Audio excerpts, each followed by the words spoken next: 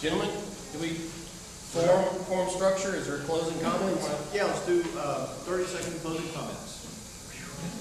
Wow. 30 seconds? I'm from Texarkana. I can't talk that 30 much. seconds. We'll do a minute.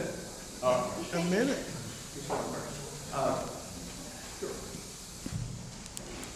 You know, I wish that we could just take everybody's name off the resumes and put them on the wall and let everybody just walk around and just pick to see who had the best credentials to go to Austin.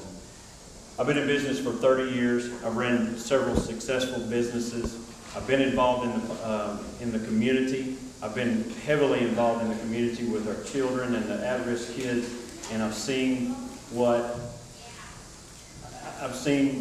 the lowest of lows, but I've also been there to see the highest of highs too. I've been involved in our school districts.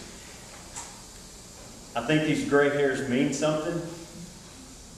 I think these gray hairs mean something, and I hope that the voters of District 5 will take that resume into consideration and all the things that I bring to the table and all of the service that I've already given to our community, and I do look forward to serving District 5 in the House of Representatives. Thank you.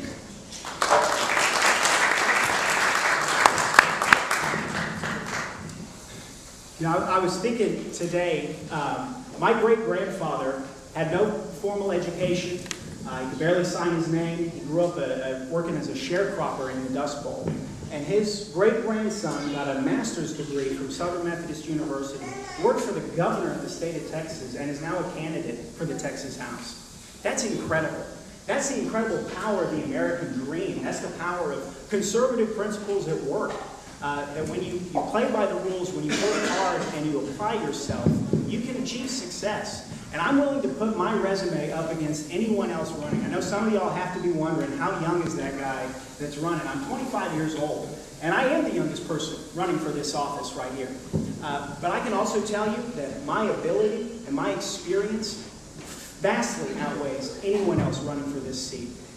So I'm hoping that you will allow me to take our vision of a better East Texas, a vision that I see every day, and let me go down to Austin and work for you, and put my experience to work, put my ability to work in order to build a better East Texas, in order to build a better state, and ultimately build a better nation. Thank you.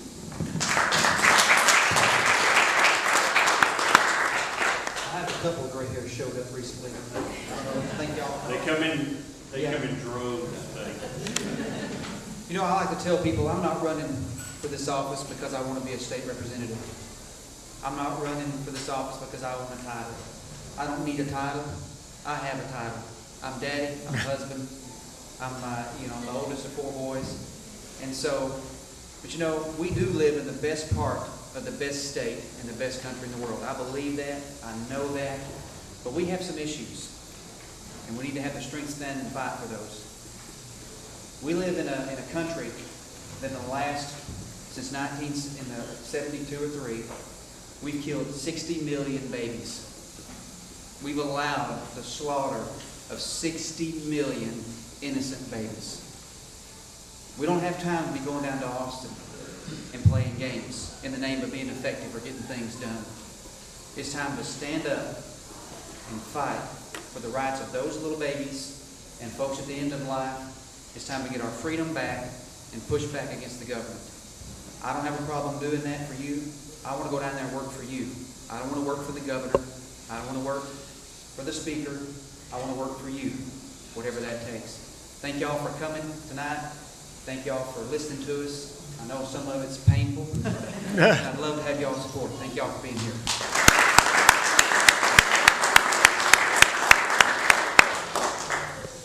First of all, I'd like to thank everybody that came out to hear us tonight. I'd like to thank Jay, Cole, Philip, and the people that put this on. I appreciate it. This is democracy in action, and you get to hear actually what we stand for and what we don't stand for. Again, I'd like to say that I believe I've proved myself to be a leader. I've been in combat, I've been in and out of it. I've led men and women in harm's way. And I'm proud of my record as a soldier, as a leader, and as a combat veteran. And I know that if you send me to Austin, I'm not just going to be another politician, because I'm not a politician. If you want to call me something, call me a statesman soldier. And I will go up there. I'm not funded by anybody else. I fund my own campaign. I'm not obligated to anybody else. And I will go down there and I will represent the voters of this district. And if we have a problem, when I go up there and the Speaker of the House or everybody else says, no, that's not going to happen, I don't care if I get reelected. I'm going to stand up. So that's wrong. We need to stand up for what we're sit up here to do. We need to represent the people of this state. And we need to stand up and say, no, enough's enough. So like I said, I'm not worried about being reelected.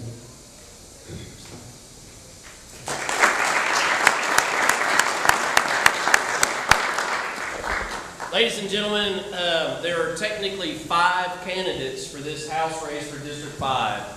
The other candidate, I got a lot of hot air.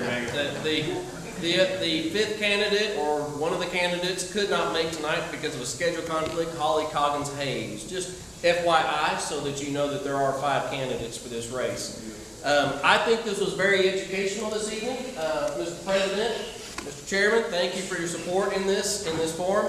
So again, gentlemen, thank you for running, and to Holly out there wherever she's at, thank you for running, thank you for your passion, thank you for your commitment, and thank you for the sacrifice that you're making to run. There's only going to be one winner, and we realize that.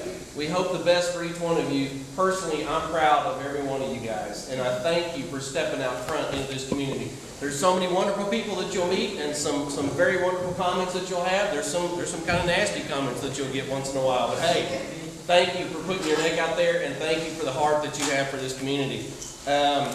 The next forum, well, let me stop there. A round of applause for these guys. Thank you guys.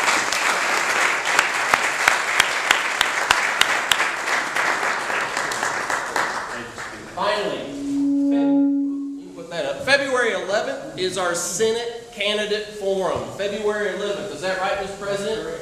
So you will hear from the candidates for Senate District 1. Is that cool or what? We live in Senate District 1 in the great state of Texas. Hope to see you back then.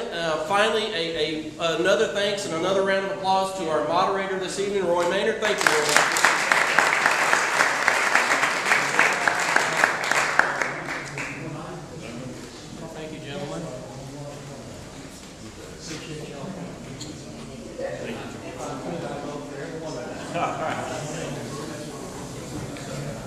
This is Louisiana, you could. We've got,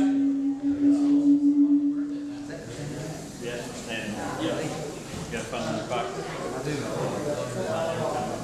just a couple of quick, Gotta get it in, almost up to your mouth. couple of quick items. Move closer. There you go. Yeah. Just a couple of quick items.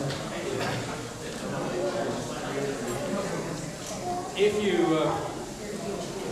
you're not a member of this club and paid dues since September, then you're delinquent. Our dues year starts in September. So we've got, and if you're not a member of the club at all, Barbara has applications to join, and she will be happy to take that or give it to you. You can fill it out later. If you're interested in coming to the dinner, yeah, she's holding those up. If you're interested in coming to the dinner, you can tell Barbara or any of our officers, and we'll take your name down and make sure we get you. Our target is to, about the 1st of February, we will be sending out formal invitations to the dinner. We're already canvassing and doing advance reservations. So if you want to get in on that, do that. One correction here on the bottom, I've got calendar of events, and March the 1st is primary election day, and the 11th of March is our President's Day dinner, and then I made a mistake here. I said the 8th of March was the precinct conventions.